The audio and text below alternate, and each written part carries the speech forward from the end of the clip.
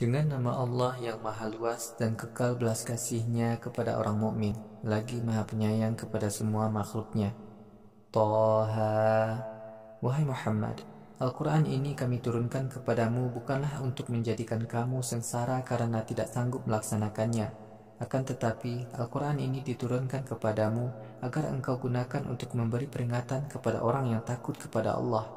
Al-Quran ini benar-benar turun dari Tuhan yang menciptakan bumi dan langit yang tinggi. Tuhan yang maha belas kasih yang bersemayam di atas arasy. Allah lah yang menguasai semua yang ada di langit dan di bumi, semua yang ada di antara langit dan bumi, serta semua yang ada di dalam tanah. Wahai Muhammad, jika kamu berdoa dengan suara keras, maka sesungguhnya Allah maha mengetahui apa yang tersembunyi dan yang lebih tersembunyi lagi. Allah, tidak ada Tuhan yang berhak disembah kecuali Dia. Allah memiliki nama-nama yang indah. Wahai Nabi, sudahkah sampai kepadamu kisah Musa? Ketika Musa melihat api, ia berkata kepada pengikutnya, "Tinggallah kalian di sini, sungguh aku melihat api. Mudah-mudahan aku dapat kembali kepada kalian dari tempat itu dengan membawa sebagian api itu, atau aku akan mendapatkan petunjuk di tempat api itu." Tatkala Musa datang ke tempat api itu, kami panggil dia, "Wahai Musa, sungguh aku adalah Tuhanmu. Oleh karena itu, lepaskanlah kedua sandalmu. Sungguh kamu berada di lembah yang suci Tuhan. Wahai Musa, sungguh aku memilihmu menjadi utusanku. Oleh karena itu, dengarkanlah apa yang diwahyukan kepadamu. Sungguh akulah Allah, tiada Tuhan kecuali aku. Oleh karena itu, taatlah kepadaku dan laksanakanlah solat untuk mengingatku. Sungguh kiamat itu pasti datang. Nyaris aku tidak merahasiakannya kepadamu agar setiap orang mengetahui bahwa pada hari kiamat kelak ia diberi balasan sesuai amalnya. Wahai Musa, karena itu engkau jangan tertipu oleh propaganda kesesatan dari orang-orang yang tidak beriman kepada hari kiamat dan mengikuti hawa nafsunya, sehingga engkau menjadi celaka di akhirat. Wahai Musa, apa yang engkau pegang di tangan kananmu? Musa berkata, "Ini tongkatku ya Allah. Tongkat ini aku gunakan untuk bertekan, menebas daun untuk memberi makan dombaku dan kepentingan yang lain."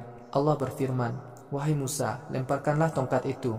Musa pun melemparkannya. Tiba-tiba tongkat itu berubah menjadi seekor ular yang merayap dengan cepat.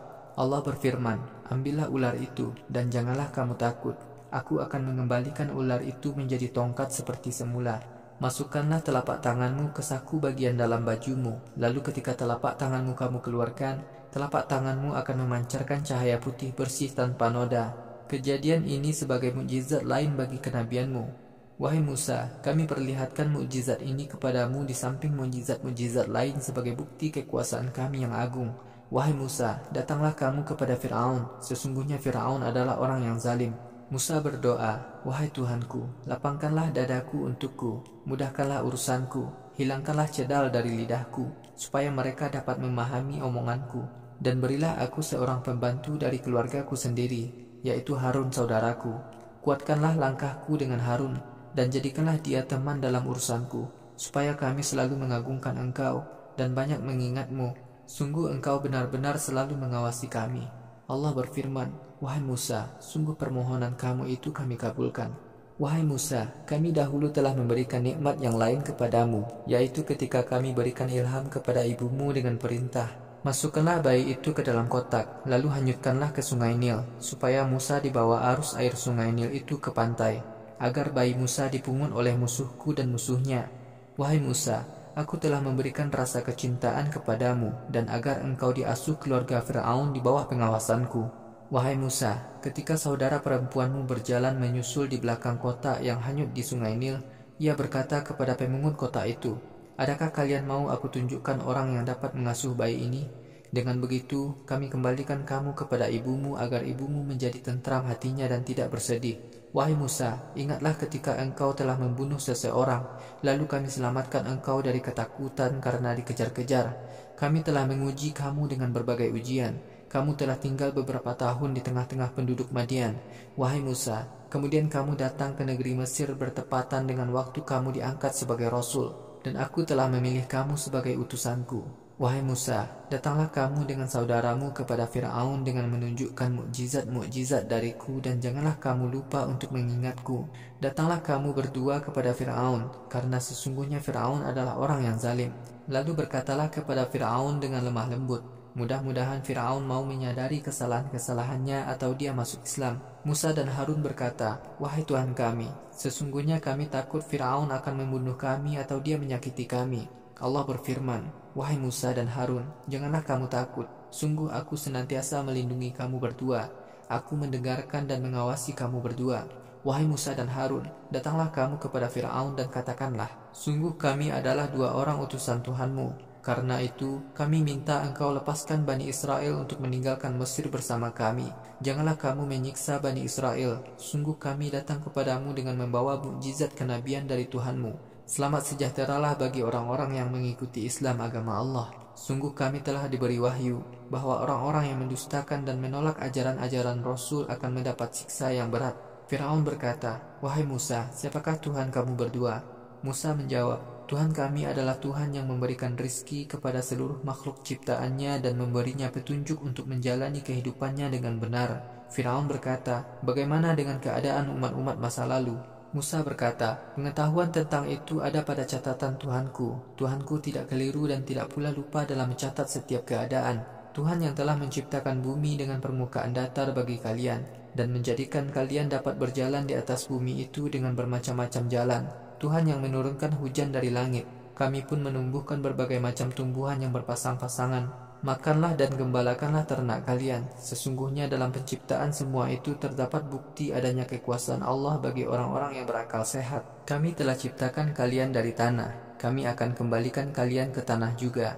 Di hari kiamat kelak, dari tanah itu pula kami akan hidupkan kalian untuk kedua kalinya. Sungguh kami telah memperlihatkan mukjizat-mukjizat kami kepada Firaun. Tetapi Firaun tetap mendustakan mukjizat-mukjizat itu dan enggan beriman. Firaun berkata, "Wahai Musa, apakah kamu datang kepada kami dengan sihirmu itu untuk mengusir kami dari negeri kami? Jika begitu, kami akan datangkan penyihir yang sepadan dengan kamu. Karena itu, tetapkan waktu tertentu untuk pertemuan kami dan kamu pada suatu tempat terbuka. Baik kami maupun kamu tidak boleh mengingkari waktu yang telah ditetapkan itu." Firaun berkata, "Waktu yang ditetapkan bagi kalian yaitu pada hari raya, dan orang-orang akan dikumpulkan pada pagi hari."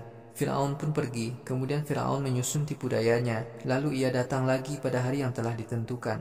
Musa berkata kepada ahli-ahli sihir Firaun, "Kalian akan celaka. Janganlah kalian melakukan kebohongan atas nama agama, karena kalian kelak akan dihancurkan dengan azab Allah. Sungguh amat celaka orang yang melakukan kebohongan atas nama agama." Ahli-ahli sihir Firaun berunding secara rahasia sesama mereka, dan mereka berbeda pendapat dalam menghadapi Musa, terus melawan atau mundur saja. Ahli-ahli sihir Firaun berkata sesama mereka, "Musa dan Harun adalah dua orang laki-laki tukang sihir. Dengan sihirnya, kedua orang ini akan mengusir kalian dari negeri kalian dan menghancurkan tradisi mulia kalian. Karena itu, semua tipu daya kalian gabungkanlah menjadi satu. Kemudian kalian datang dengan berbaris rapi menuju arena. Sungguh pada hari ini siapa yang menang akan jaya." Ahli-ahli sihir Firaun itu berkata, "Wahai Musa, apakah kamu yang memulai mengeluarkan sihirmu atau kami yang memulainya?" Musa berkata, "Kalianlah yang mengeluarkan sihir lebih dulu." Tiba-tiba, tali-tali dan tongkat-tongkat ahli sihir Firaun terlihat oleh Musa bergerak-gerak bagaikan ular. Hati Musa mulai dirasuki rasa takut. Kami berfirman kepada Musa, "Janganlah kamu takut. Sesungguhnya kamu lebih unggul dari mereka. Lepaskanlah tongkat yang ada di tangan kananmu. Niscaya tongkatmu akan menelan semua ular-ular jadian ahli sihir Firaun." Karena ular-ular jadian itu hanyalah tipu daya ahli sihir. Ahli sihir itu tidak akan pernah beruntung dengan cara apapun. Ahli-ahli sihir Firaun itu pun menjadi sadar, lalu merunduk sujud seraya berkata, "Kami beriman kepada Tuhan Harun dan Musa." Firaun berkata, "Apakah kalian beriman kepada Tuhan Harun dan Musa sebelum kalian aku beri izin? Sungguh Musa adalah tokoh besar kalian yang mengajarkan sihir kepada kalian. Karena itu, pasti akan aku potong tangan dan kaki kalian berselang-seling lalu aku salib kalian di atas pohon kurma, supaya kalian tahu siapa di antara kita yang paling berat dan paling kekal menderita siksaan." Ahli-ahli sihir Firaun itu berkata kepada Firaun, "Kami tidak akan memilih tawaranmu jika kami harus meninggalkan bukti-bukti kebenaran yang datang kepada kami dari Tuhan yang menciptakan kami. Silakan kamu menghukum kami menurut keinginan kamu. Sesungguhnya hukuman kamu hanya menimpa kami di dunia ini saja. Sungguh kami beriman kepada Tuhan kami. Kami berharap Tuhan mengampuni semua kesalahan dan perbuatan sihir kami yang kamu paksakan kepada kami untuk menghadapi sihir Musa." Pahala Allah lebih baik dari apa yang kamu berikan kepada kami, dan azabnya lebih kekal. Sesungguhnya siapa saja yang kembali kepada Tuhannya di hari kiamat dalam keadaan kafir atau syirik, maka ia akan dimasukkan ke neraka jahanam. Orang kafir atau musyrik itu dalam neraka jahanam tidak mati dan tidak pula hidup.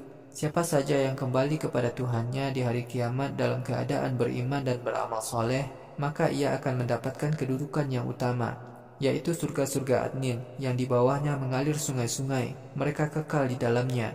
Demikian itulah pahala bagi orang yang membersihkan dirinya dari kekafiran dan dosa-dosa besar. Sungguh kami telah memberikan wahyu kepada Musa dengan perintah agar membawa hamba-hambaku pergi pada malam hari.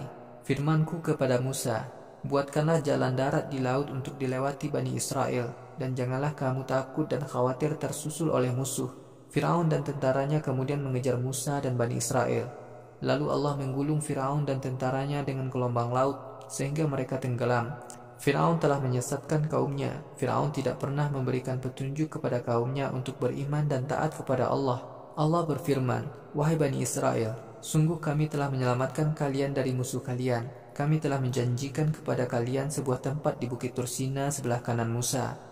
Kami telah menurunkan manna dan salwa dari langit kepada kalian. Makanlah makanan yang baik-baik yang telah kami berikan kepada kalian. Janganlah kalian berbuat zalim di Bukit Tursina ini. Karena jika kalian berbuat zalim, kelak kemurkaanku akan menimpa kalian. Siapa saja yang ditimpa kemurkaanku, sesungguhnya ia pasti binasa. Sungguh aku benar-benar maha pengampun kepada orang yang bertaubat dan beriman serta beramal soleh, kemudian dia tetap mengikuti petunjuk Islam. Wahai Musa, mengapa kamu datang dengan tergesa-gesa mendahului kaummu? Musa berkata, wahai Tuhanku, mereka itu akan menyusul aku, dan aku ingin segera datang kepadamu. Semoga engkau ridho kepadaku. Allah berfirman, wahai Musa, sungguh kami telah menguji kaummu selama kamu tinggal pergi, dan Samiri telah menyesatkan mereka.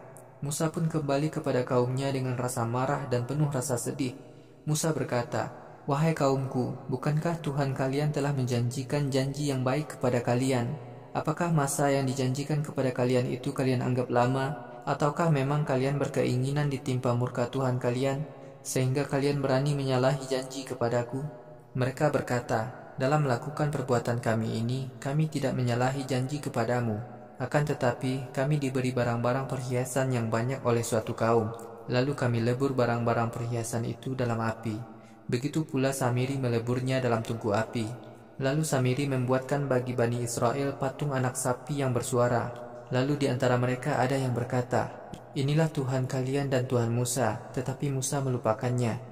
Tidakkah mereka mau berpikir bahwa patung anak sapi itu sama sekali tidak bisa memenuhi permohonan mereka bila mereka memohon?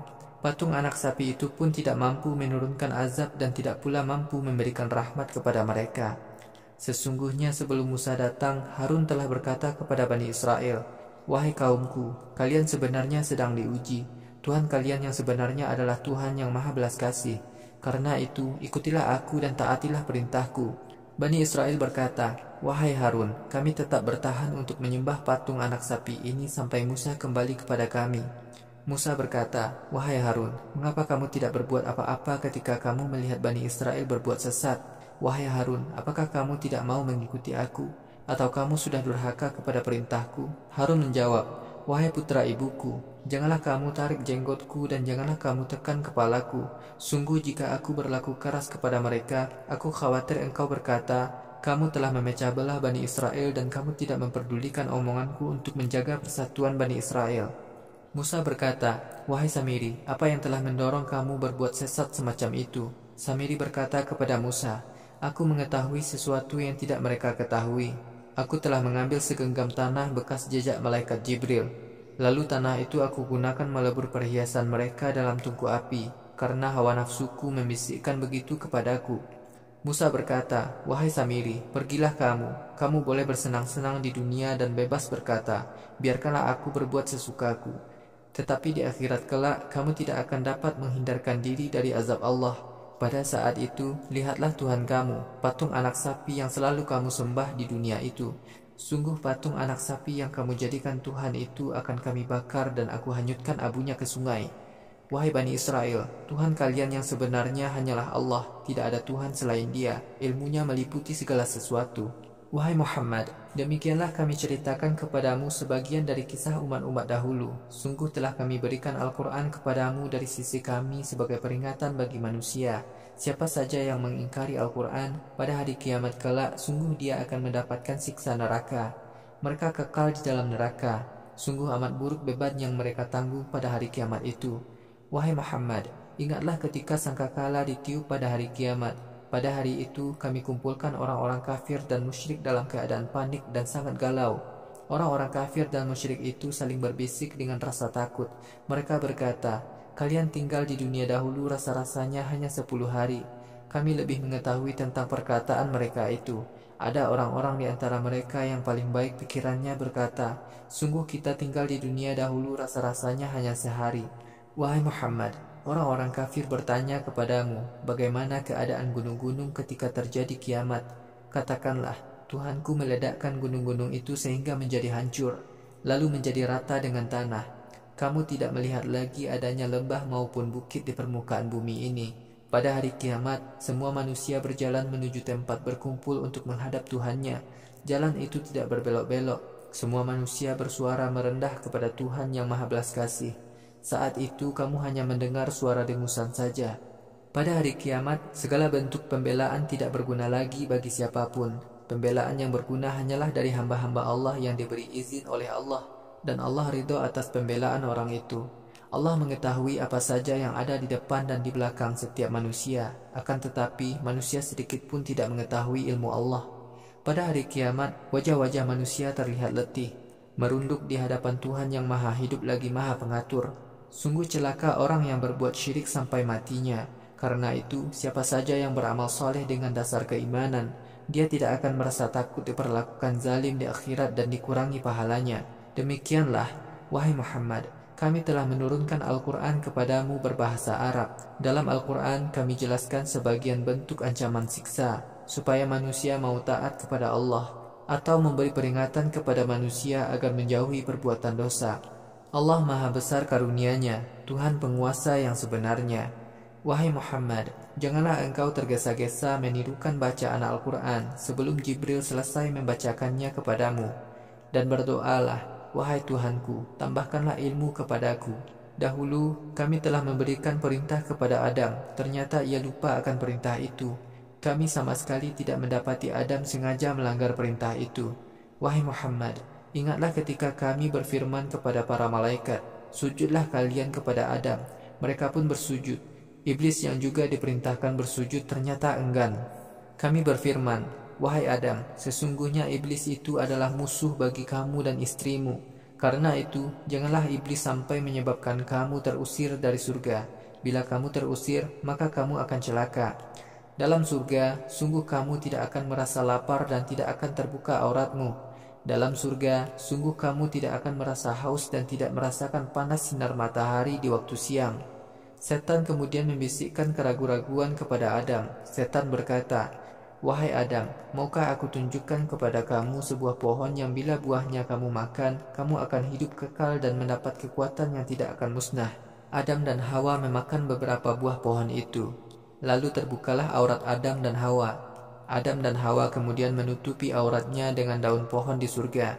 Adam telah durhaka kepada Tuhannya dan ia telah melanggar perintahnya. Kemudian Tuhannya memilih Adam menjadi seorang nabi. Lalu Allah menerima taubatnya dan memberinya petunjuk kepada jalan Allah.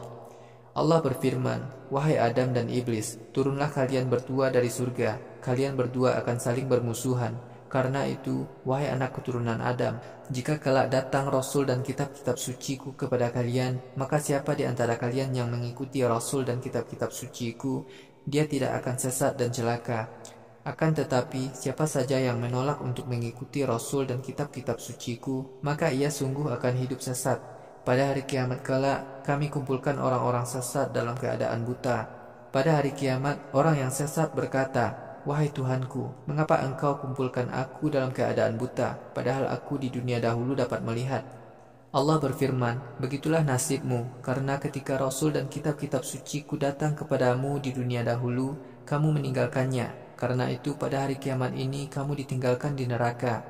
Kami juga akan menimpakan siksa kepada orang-orang yang berbuat syirik dan tidak mempercayai Rasul dan kitab-kitab suciku.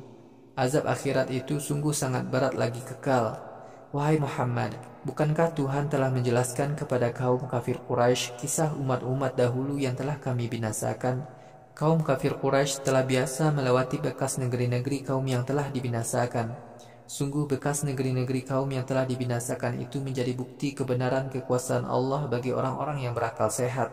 Sekiranya bukan karena Tuhanmu telah menetapkan takdir dan ajal tertentu bagi suatu umat, niscaya azab Tuhanmu senantiasa turun kepada kamu tanpa henti. Wahai Muhammad, karena itu bersabarlah kamu menghadapi ejekan orang-orang kafir.